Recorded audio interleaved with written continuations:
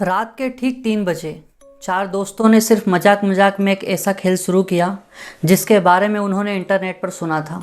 उन्हें लगा था कि कुछ नहीं होगा, लेकिन कुछ ही मिनट बाद कमरे की मोमबत्ती अपने आप बुझ गई। बंद खिड़की पर 3 बार दस्तक हुई और फिर किसी ऐसी आवाज़ ने उनमें से एक का नाम पुकारा जो कमरे में मौजूद चारों में से किसी की नहीं थी। सबसे डरावनी बात कि अगले दिन उस रात की रिकॉर्डिंग सुनने पर उन्हें एक 5वीं आवाज़ सुनाई दी।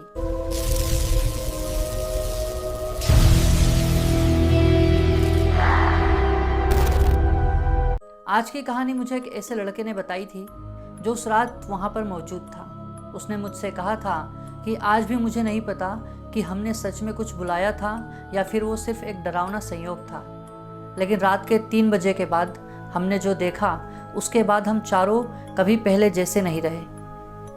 नमस्कार दोस्तों, आप देख रहे हैं डीडी हॉरर बाइट्स, जहां हम लेकर आते हैं रहस्यमयी और डरावनी कहानियां जिनमें कई बार सच और वहम के बीच का फ़र्क करना मुश्किल हो जाता है। आज की कहानी किसी फिल्म की कहानी नहीं, बल्कि एक ऐसे अनुभव के बारे में है जिसे एक युवक ने खुद मुझे बताया था।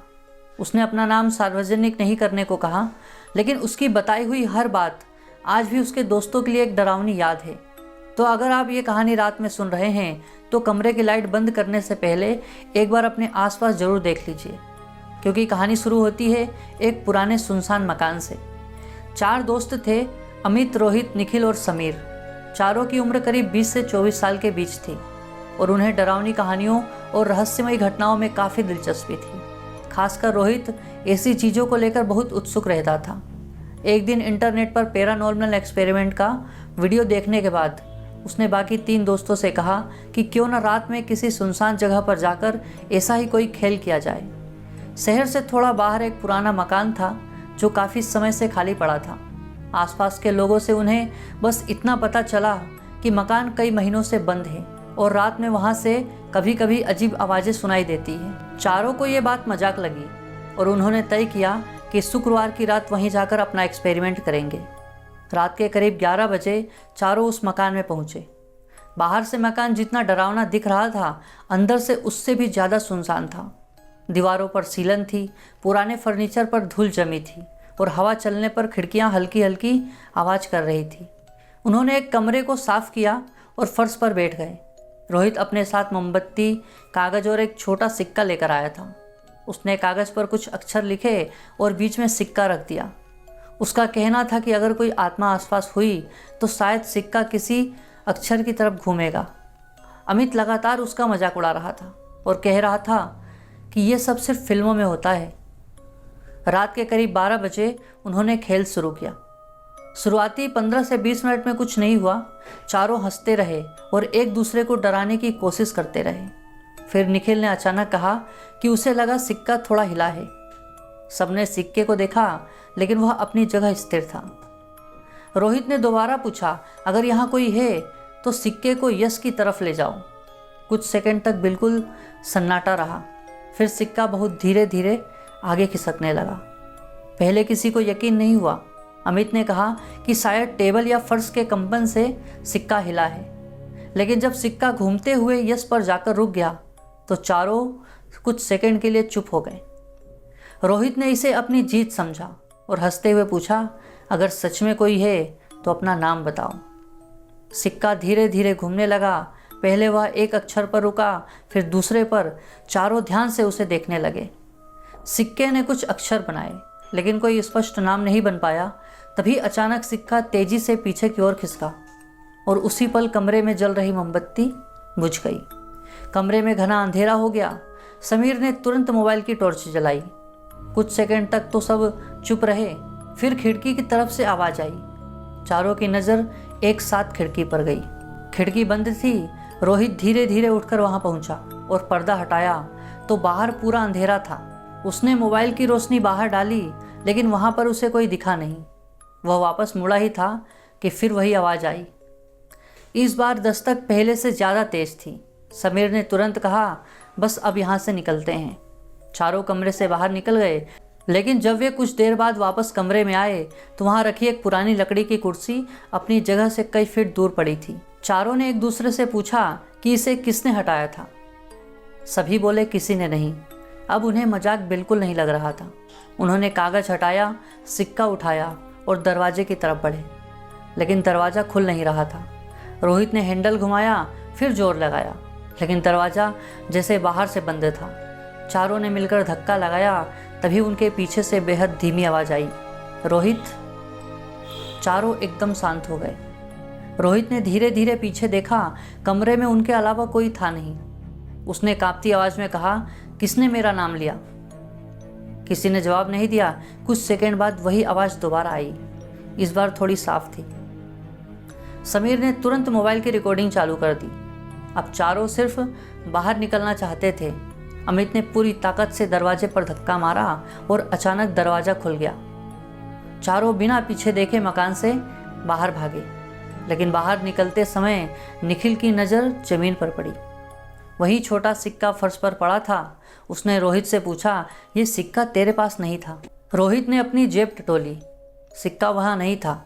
चारों कुछ सेकंड तक उस सिक्के को देखते रहे और फिर उसे वहीं छोड़कर बाहर निकल गए। अगली सुबह समीर ने रात की रिकॉर्डिंग सुनने का फैसला किया। शुरुआत में सब कुछ सामान्य था। चारों की आवाज़ें, हंसी और सिक्के के खिसकने की आवाज़ साफ सुनाई दे रही थी। लेकिन करीब 3 बजे के बाद रिकॉर्डिंग में एक अजीब सी फुसफुसाहट सुनाई दी। आवाज़ इतनी धीमी थी कि पहली बार सुनने पर समझ नहीं आई। समीर ने वॉल्यूम बढ़ाया और रिकॉर्डिंग दोबारा चलाई। इस बार उन्हें 2 शब्द सुनाई दिए, मत जाओ। चारों ने एक दूसरे की तरफ देखा, लेकिन रिकॉर्डिंग में सबसे डरावनी चीज़ अभी बाकी थी। जब रोहित दरवाज़ा खोलने की कोशिश कर रहा था, उसी समय पीछे से एक 5वीं आवाज़ रिकॉर्ड हुई। वह आवाज़ चारों में से किसी की नहीं थी। आवाज़ बहुत धीमी थी, लेकिन ऐसा लग रहा था जैसे कोई कह रहा हो कि दरवाज़ा मत खोलो। उस घटना के बाद चारों ने उस मकान में दोबारा न जाने की कसम खा ली। लेकिन कुछ दिनों बाद रोहित ने बताया कि उसके साथ घर पर भी अजीब घटनाएं होने लगी थी।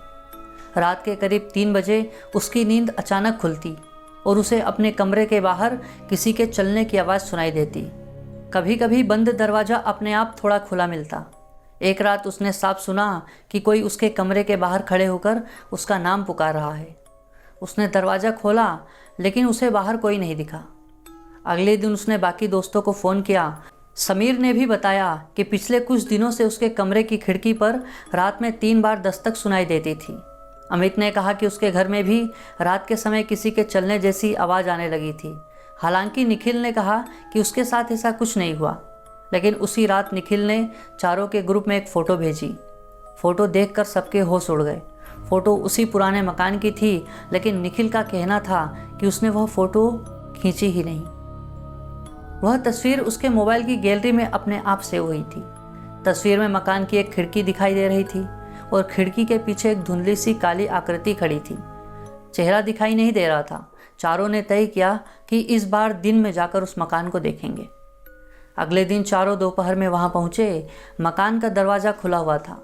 वे उसी कमरे में गए जहां रात को बैठे थे। कमरे में सब कुछ वैसा ही था, लेकिन फर्श पर एक कागज़ पड़ा था। रोहित ने कागज़ उठाया तो उसके हाथ कांपने लगे। ये वही कागज़ था जिस पर उन्होंने उस रात अक्षर लिखे थे। चारों को याद था कि वे उस कागज़ को वहीं छोड़कर नहीं गए थे, लेकिन अब उस कागज़ पर सिर्फ एक शब्द लिखा था, फिर। उसके बाद चारों ने उस मकान की तरफ कभी मुड़कर नहीं देखा। उन्होंने उस घटना को लेकर अलग अलग लोगों से बात की, लेकिन किसी को कोई निश्चित जवाब नहीं मिला। किसी ने कहा कि यह डर और दिमाग का खेल था। किसी ने कहा कि पुराने मकान में हवा और लकड़ी की आवाज़ों को उन्होंने रहस्यमयी समझ लिया। किसी ने यह भी कहा कि सिक्के का हिलना शायद किसी अनजाने कंपन की वजह से हुआ होगा, और वीडियो में दिखाई देने वाली परछाई भी कैमरे की कम रोशनी का परिणाम हो सकती थी। लेकिन जिस लड़के ने मुझे ये कहानी सुनाई थी, उसके पास आज भी उस रात की रिकॉर्डिंग मौजूद है। उसका कहना था कि उसे नहीं पता कि उन्होंने सच में किसी शैतानी ताकत को बुलाया था या नहीं। उसे यह भी नहीं पता था कि कमरे में 5वीं आवाज़ कहाँ से आई थी। लेकिन एक बात वह आज भी मानता है, रात के 3 बजे किसी अनजान चीज़ को बुलाने की कोशिश सिर्फ इसलिए नहीं करनी चाहिए क्योंकि आपको लगता है कि कुछ होगा ही नहीं। क्योंकि कभी कभी डर की शुरुआत किसी भूत के दिखाई देने से नहीं होती, बल्कि उस एक आवाज़ से होती है जिसका जवाब आपके पास पूरी ज़िंदगी नहीं होता। और आज भी उस कहानी का सबसे बड़ा सवाल यही है कि अगर उस रात कमरे में सिर्फ 4 लोग थे, तो रिकॉर्डिंग में 5वीं आवाज़ किसकी थी? अगर आपको ऐसी ही रहस्यमयी और डरावनी कहानियाँ पसंद है तो डीडी हॉरर बाइट्स को ज़रूर सब्सक्राइब करें और कमेंट में बताइए कि आपको लगता है कि चारों दोस्तों ने सच में किसी अनदेखी ताकत को बुला लिया था या फिर ये सिर्फ डर और संयोग का खेल था।